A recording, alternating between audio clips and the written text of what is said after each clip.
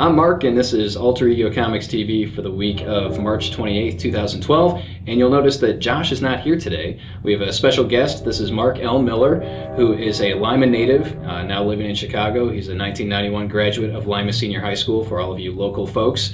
But more importantly, he is a comic book writer and editor. He's chief editor, head honcho, one of the senior editors at AintItCoolNews.com, which is a fantastic entertainment-related website if you've never checked it out. But Mark has a big project that was just released last week, and he's here in town to sign copies of The Jungle Book #1. So congratulations. Thanks for being here. Thanks for making the trek to Lima. Yeah, it's great to be here. It's always fun to come back to Lima, and this is like a great reason to do that. It's just great to have the books and sign them and everything. It's great to see it on the shelves too. Yeah, absolutely, and it's a good book. I mean, thank you. I'm not shilling for you, really. I mean, I enjoyed it. And why don't you give us a little rundown of what makes this Jungle Book a little bit different from the original Kipling source material? There were a couple of things that we changed. When I first approached Zenescope with this idea, they're known for having sexy characters and kind of cheesecake covers and things like that, but also they have really strong stories and really original concepts that are based on past fairy tales. So I immediately thought of possibly, I had this sort of story in the back of my head about a giant animal battle, and that was the basis of the story to start out with. And as it went along, I thought, well, it would be great to, since it's a Zenescope book, you got to have a woman in there. But also, I didn't want to just have just change the sex of the character, and that would be it. So we changed Mowgli into a girl, but we also brought in 3 other characters who crash on this island in the middle of this giant great animal battle. There's lions fighting wolves, fighting elephants, and there's giant snakes and all kinds of animals battling each other. And this ship crashes in the middle of this giant battle, and the only survivors are these 4 little children. So in order to end this war and have a kind of fragile peace, each of the warring tribes of animals takes one of the children. So at that point, we have so 15 years later, these kids have grown up. They've been separated from the other kids, and events happen in the first 2 issues that kind of start to bring these guys together. So, and one of the things is that in doing so, it's kind of sparking this animal battle back up again, because the borders are kind of fading now. So. Well, and that's a great summary of the first issue, and it's a beautiful book too. I mean, Zenescope, as you mentioned, is known for kind of their cheesecake style artwork, but you're absolutely right. I mean, the stories themselves are very solid, and we actually have a lot of female readers at the store who read Grimm fairy tales and Tales of Wonderland and a lot of their Zenescope's books. So we have a lot of male readers that read them too. Yeah. But the bottom line is that they're just good stories, and I think the Jungle Book's going to join the ranks of those that have been published by Zenescope. Thank you. Yeah. So is this? I've heard mixed things. Is this ongoing, or is it a miniseries? It's 5 issues. It's a 5-issue miniseries. I haven't had the official word, but it looks like because sales were really well on the first issue, and actually, I can sort of tell you today that I just got word that the first issue sold out.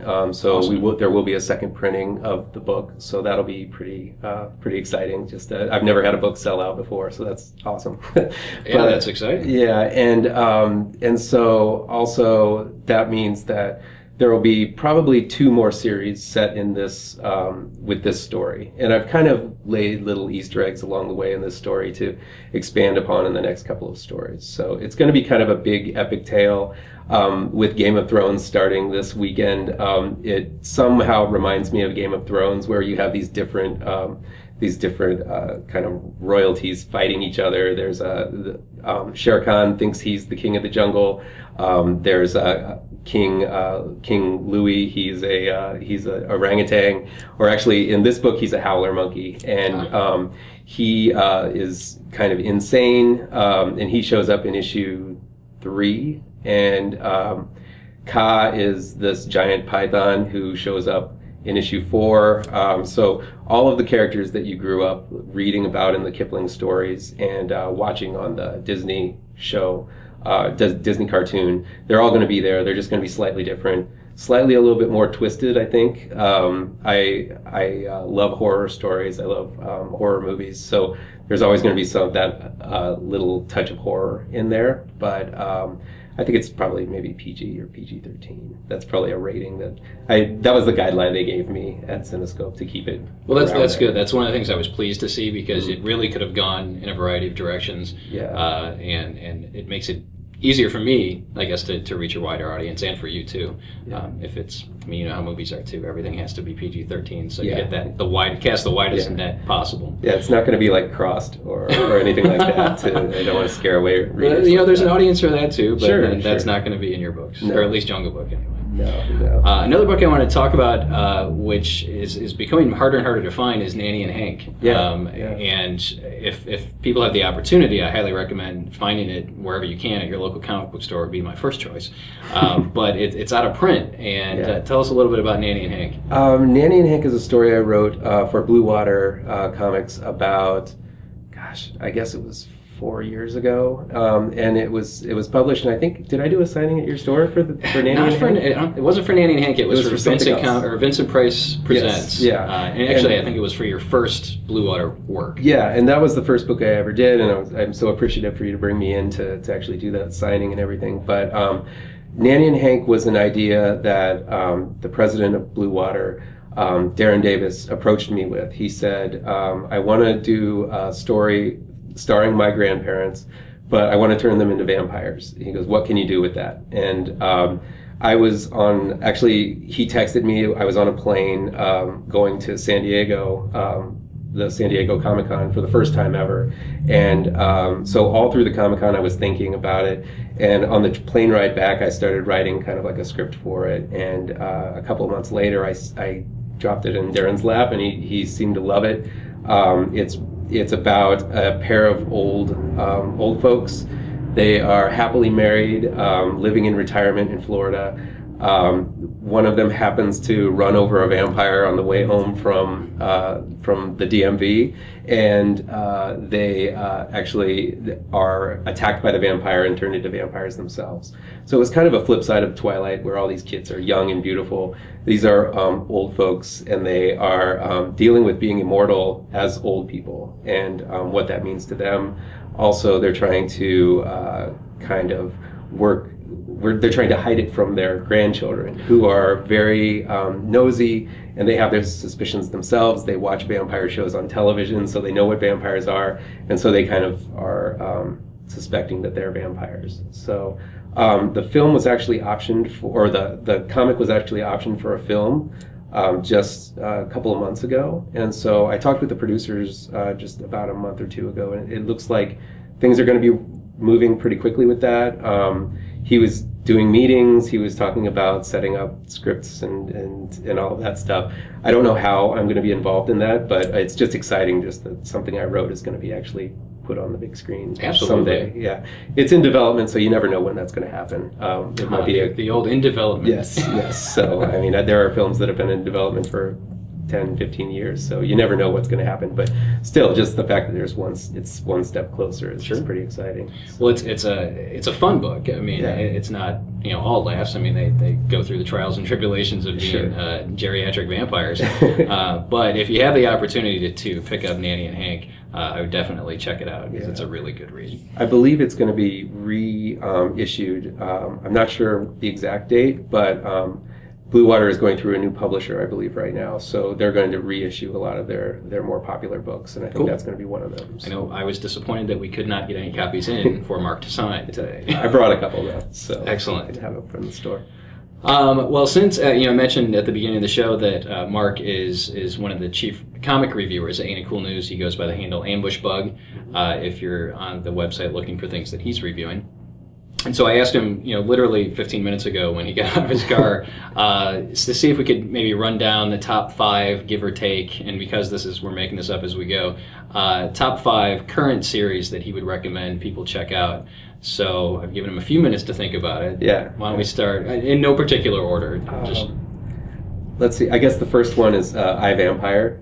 It's a film, or it's a comic that is really different than any of the other DCU books that are out right now. The art is fantastic. I forget her name, but do you know her name?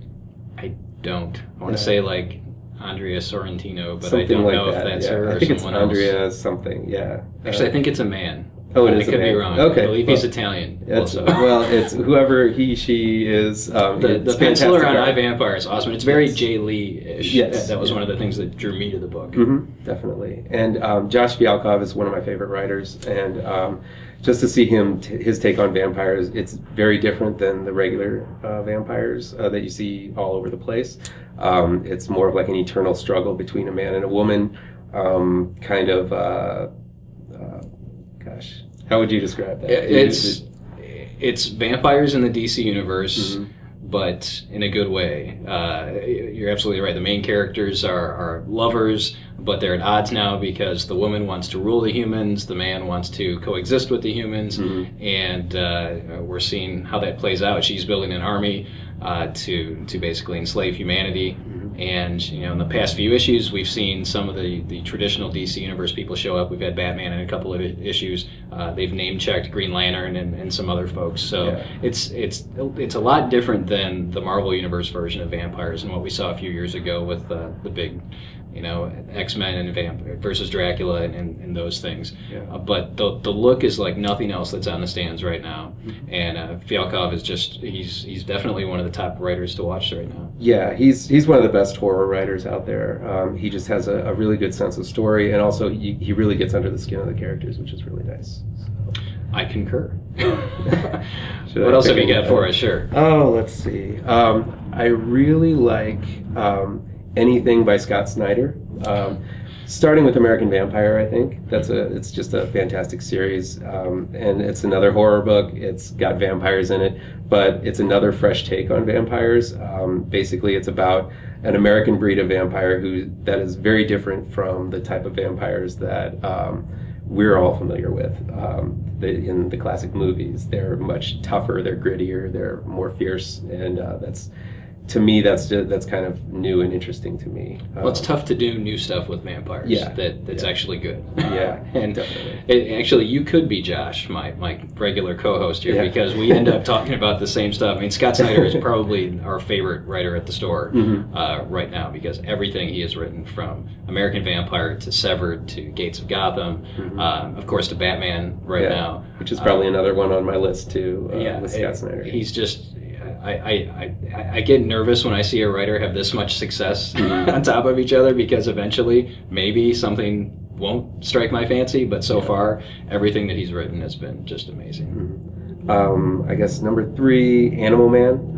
It's a lot of DC books. Animal Man right now is fantastic. A lot of it is because of the art. I think it's Travis Charest. He's the artist on there, maybe. Travel Foreman, that's what it is. And Jeff Lemire is the writer, and they're really exploring the fact that he's a family man, and his family is in danger, and there are all these weird, gross drawings of animals with tumors or decayed animals. It's really cool, and that's just a fantastic book to look at for the art alone, but also the writing is really good too.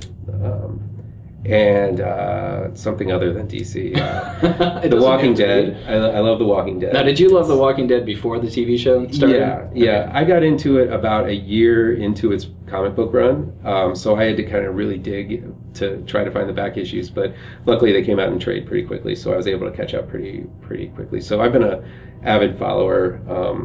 I've been following The Walking Dead for a long time. So it's I don't know. I'm sure you guys have discussed this on the show. We actually haven't, because I don't read it. Oh, you don't read it? Okay. I am not a horror fan. Okay. But I love American Vampire. I love Fialkov stuff. Echoes and I, Vampire. I haven't read Tumor or Elk's Run, so I have to get to those sooner or later. Tumor's great, and I actually interviewed Josh Fialkov in the back of that book. There's a little excerpt that he and I kind of sat and talked about the book, and I was surprised when I opened up the book and I saw it was my name in there with him. So I was like, wow, this is fantastic.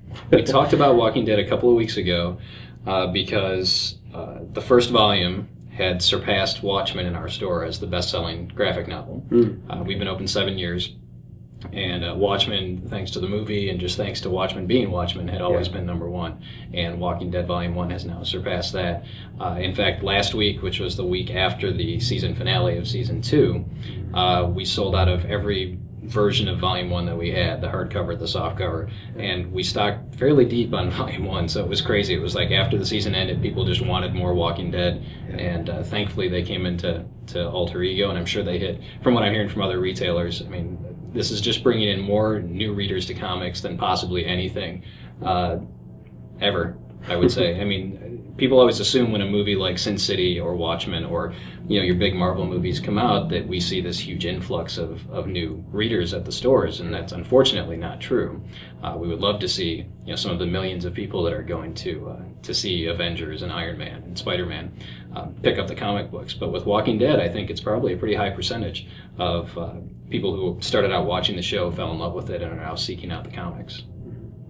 So let's do one more. One more. Oh gosh, something from Marvel. I like a lot of Marvel stuff. It's just that I'm not in love with a lot of Marvel stuff. I do like Spider-Man. I've read Spider-Man since I was just a little kid, and I think Dan Slott's been doing a great job on Spider-Man. Just really evolving the character to a point where he's no longer he's not a high school nerd. He's not a married, get boring guy or anything. He's this kind of bachelor, but he's also has this really cool job where he gets to invent things, and it's come out in the story where he's able to invent all of these gadgets and gizmos to take on his villains for the first time that he's ever been sort of prepared in his life. And he has money.